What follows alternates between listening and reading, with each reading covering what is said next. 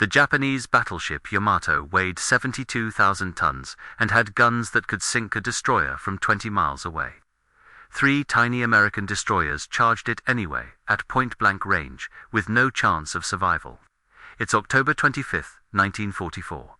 The Philippines, a small group of American escort carriers, is doing routine patrol duty when the entire Japanese battleship fleet appears on the horizon. 4 battleships, 8 cruisers, 11 destroyers, against 6 escort carriers, 3 destroyers, and 4 destroyer escorts. The Americans are completely outgunned. They should run, they should surrender. Instead, 3 destroyer captains make the most insane decision in naval warfare history. They turn toward the enemy and attack. This is the story of Taffy 3, and the battle that should never have been won. Let's set the scene properly, because understanding how bad this situation was is critical to understanding why what happens next is so unbelievable. October 1944, the United States is invading the Philippines. General MacArthur is finally making good on his promise to return. The invasion fleet is massive. Hundreds of ships, thousands of troops. The operation is going well. American forces have established beachheads on Leyte Island.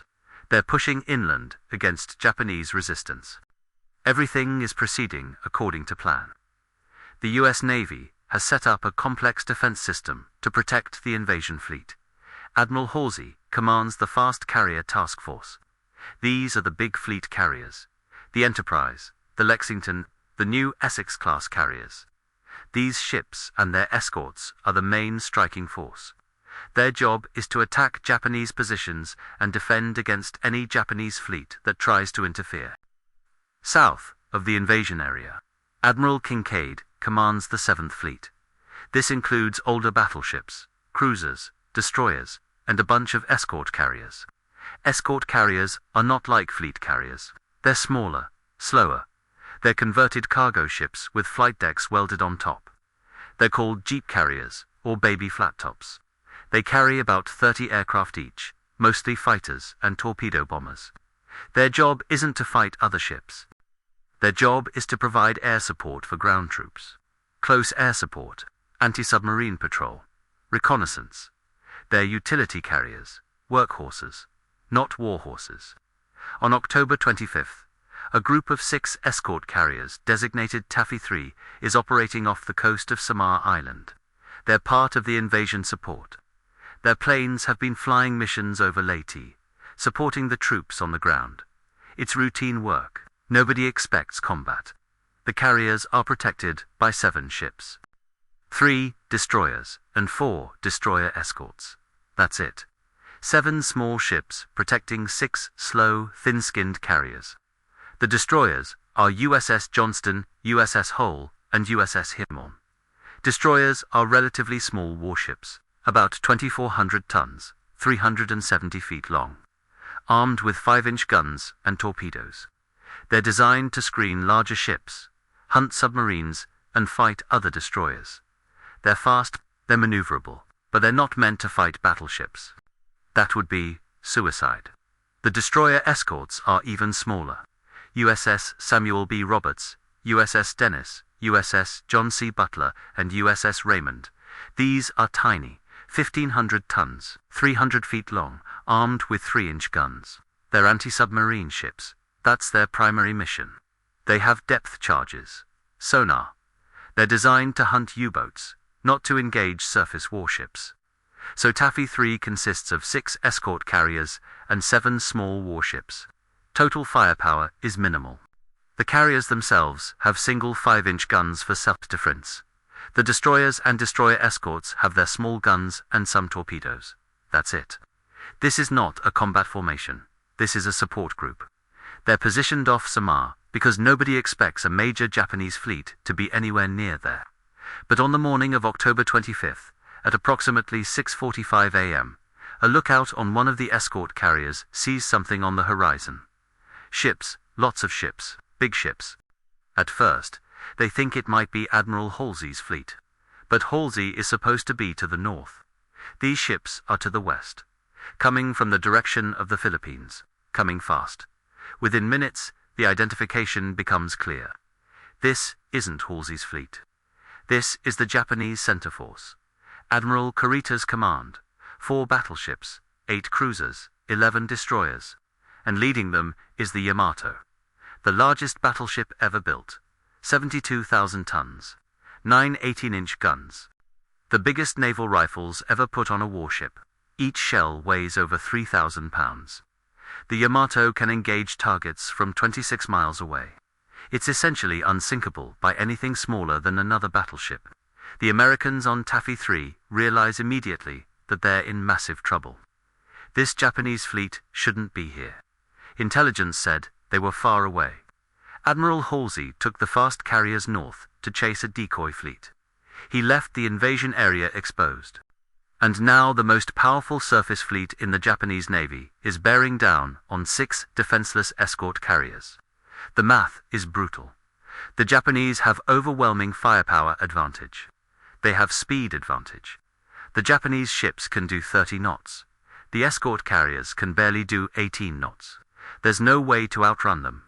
The Japanese can reach firing range in 30 minutes, maybe less. When they do, they're going to obliterate Taffy 3. Then they're going to steam into the invasion area and destroy the transports. The entire Philippine invasion could fail. Thousands of American soldiers could be killed.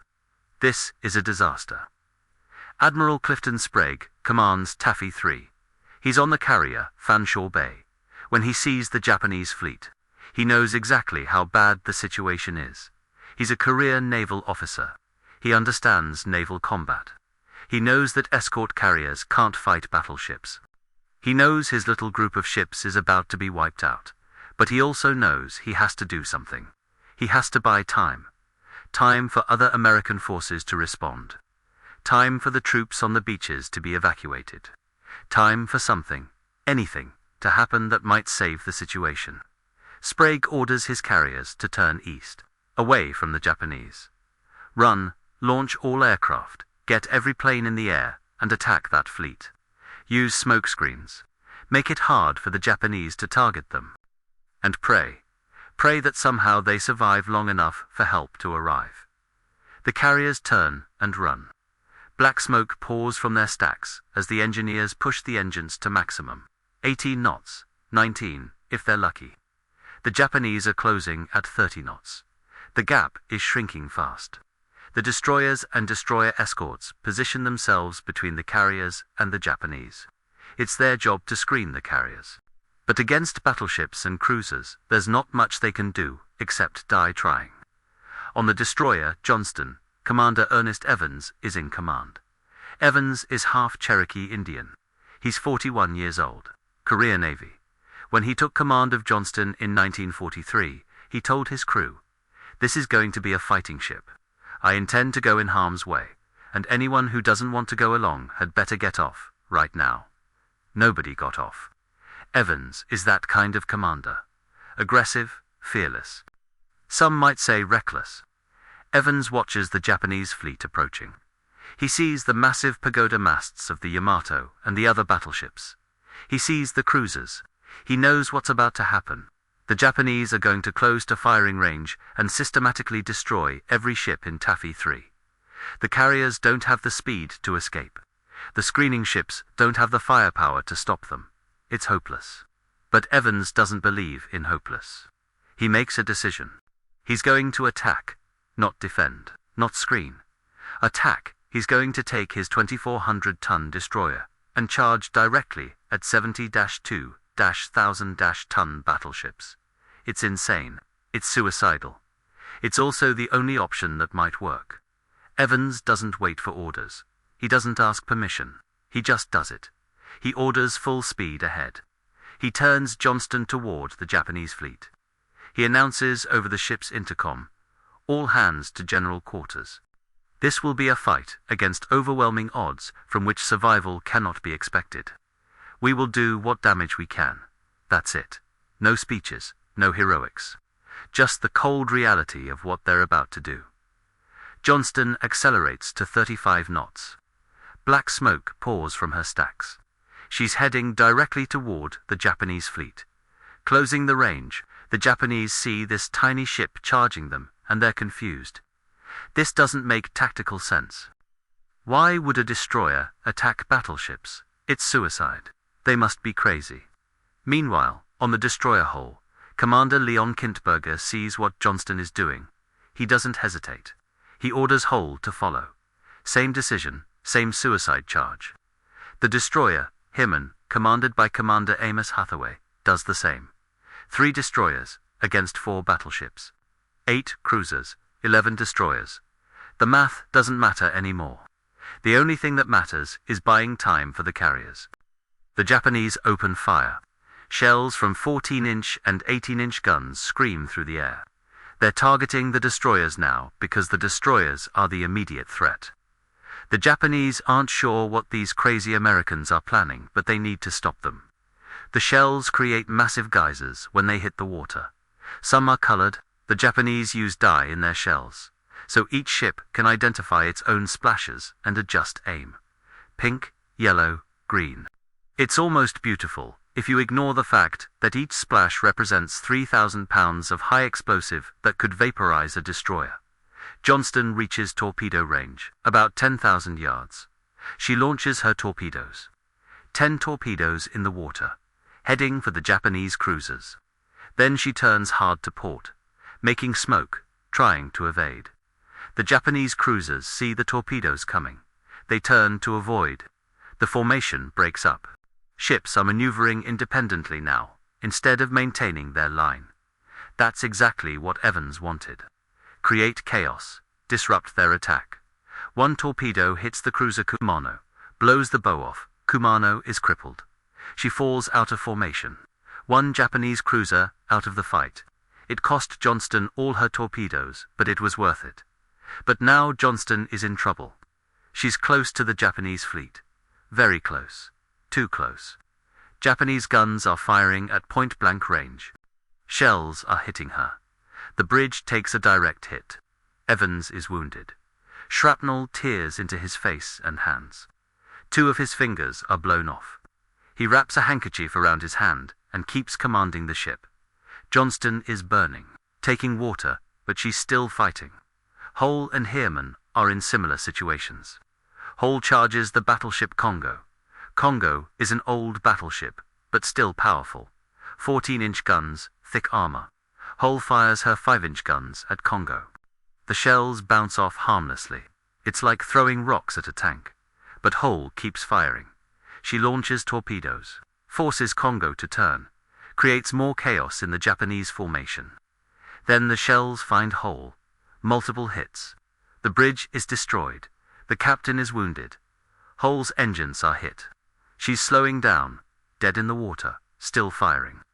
The crew refuses to abandon ship. They keep fighting with whatever guns still work. Japanese destroyers close in to finish her. Hoel takes over 40 hits before she finally capsizes and sinks. Most of her crew goes down with her. Heermann is more fortunate.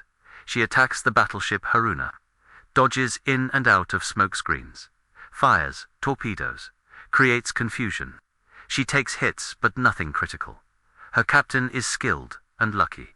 He manages to keep Heermann in the fight while avoiding the worst of the Japanese fire. The destroyer escorts join the attack. These tiny ships were never meant to fight surface actions. But their commanders see the destroyers charging, and they follow. Samuel B. Roberts, nicknamed Sammy B., commanded by Lieutenant Commander Robert Copeland, attacks the cruiser Chikuma.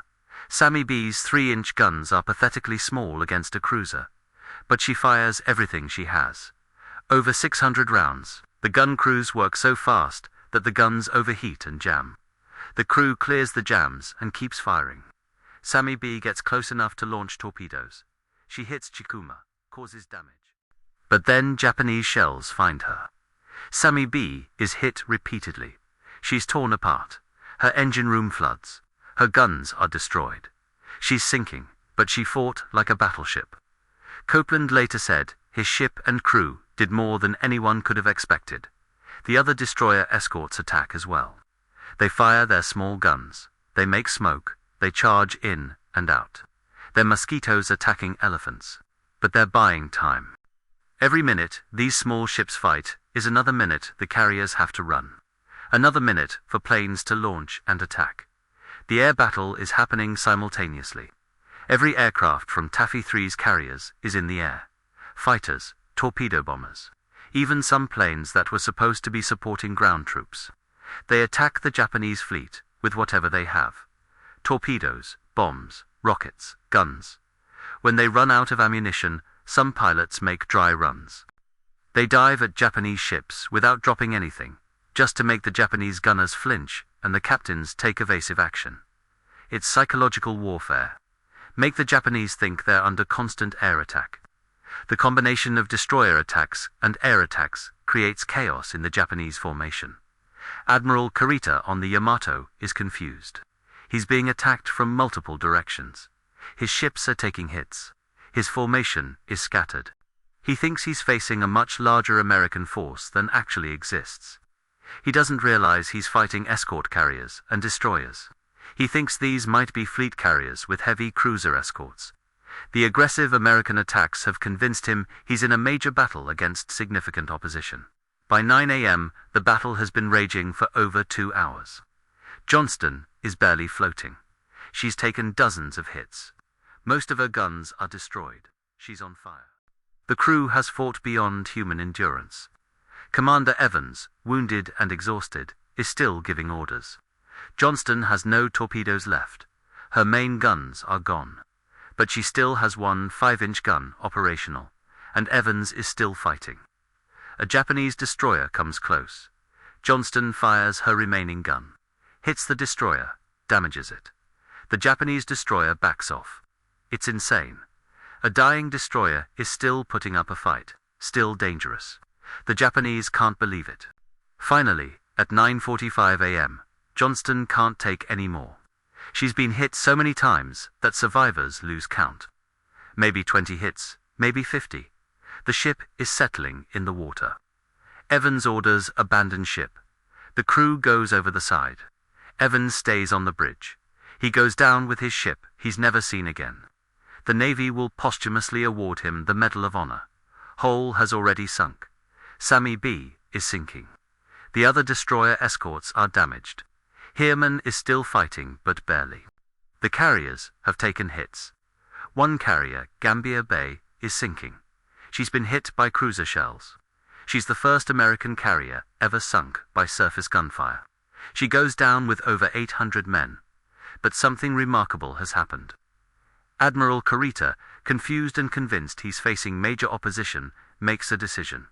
He orders retreat. The Japanese fleet turns around. They're leaving. After 2.5 hours of battle, with the American carriers in range and defenseless, the Japanese are withdrawing. They have every advantage. They could easily finish off Taffy 3 and then attack the invasion fleet. But Kurita thinks he's facing too much opposition. The aggressive American attacks have convinced him to retreat. The battle is over. The Americans have won, not because they had superior firepower. They lost that battle badly. Not because they had better ships. The Japanese ships were vastly superior.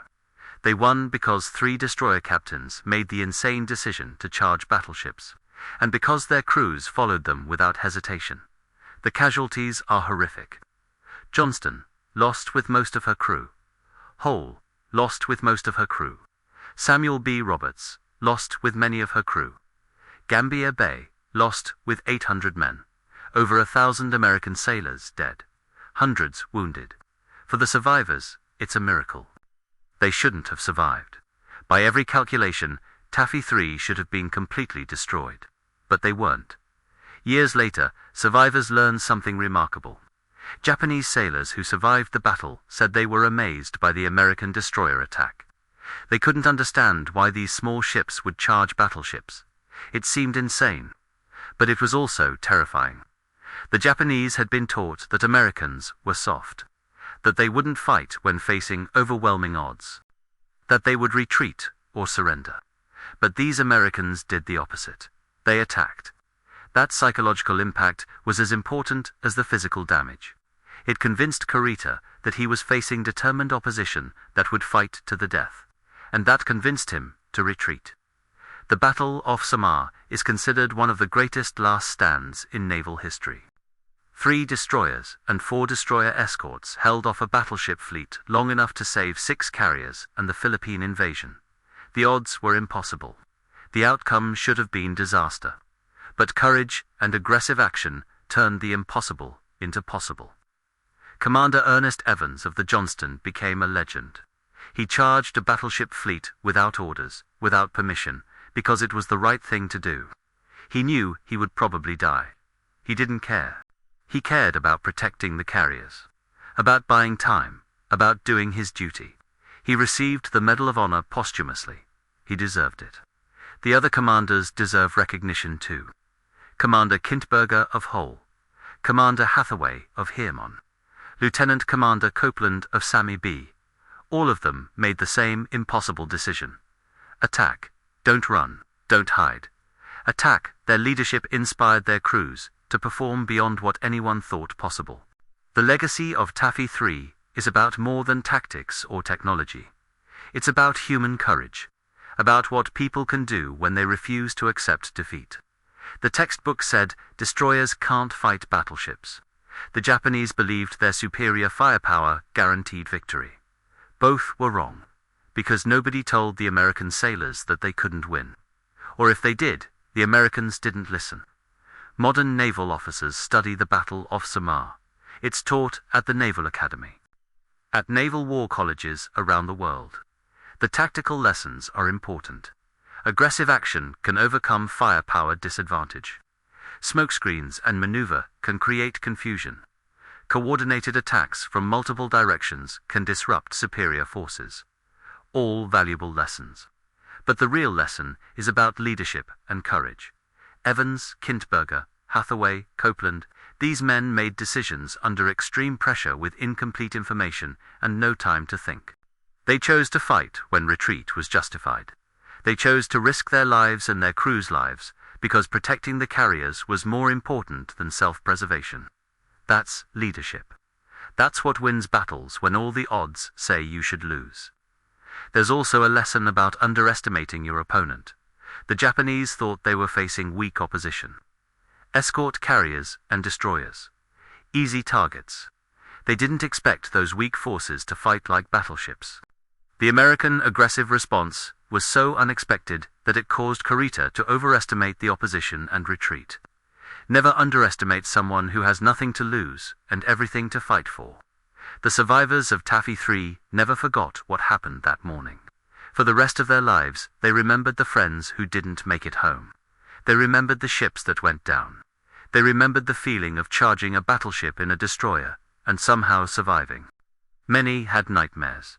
Many struggled with survivor's guilt. Why did they live when so many died? But they also had pride. They had been part of something extraordinary. They had done something that naval historians said was impossible. They had won a battle they should have lost. When they told their stories, people didn't always believe them. It sounded too incredible. To Hollywood, a destroyer charging a battleship and winning. That doesn't happen in real life. But it did happen. The records prove it. The Japanese records confirm it. On October 25, 1944, off the coast of Samar Island in the Philippines, the impossible became reality. 3 destroyers charged for battleships. 7 small ships protected 6 carriers against an entire fleet, and they won.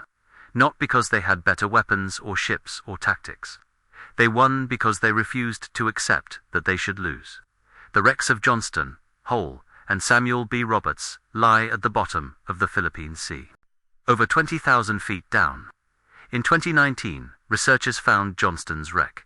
She's remarkably preserved, still showing battle damage, still showing the scars of that impossible fight.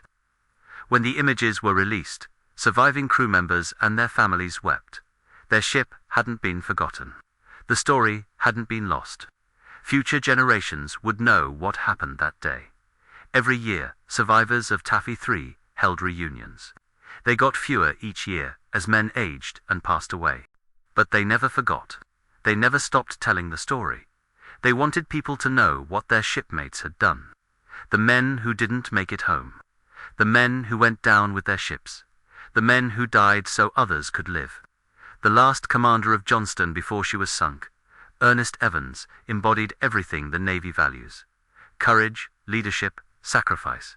He didn't graduate from Annapolis. He rose through the ranks. He was an outsider in some ways. But when the moment came, when he had to make an impossible decision, he made the right one. He attacked. And in attacking, he saved thousands of lives. The Battle off Samar reminds us that technology doesn't win wars alone. Numbers don't win alone. Training doesn't win alone. What wins is people who refuse to quit. People who charge when they should retreat. People who fight when they should surrender. People who look at impossible odds and say, "Watch me do it anyway." The Japanese never expected tiny destroyers to charge battleships head-on. Why would they? It made no tactical sense. It was suicide. But the Americans didn't care about tactics or sense. They cared about duty, about protecting their carriers, about doing their job no matter the cost. And that's why they won. That's why we remember them. That's why their story still matters, 80 years later. Share your thoughts on history's greatest last stands in the comments and subscribe to discover more incredible stories of impossible victories.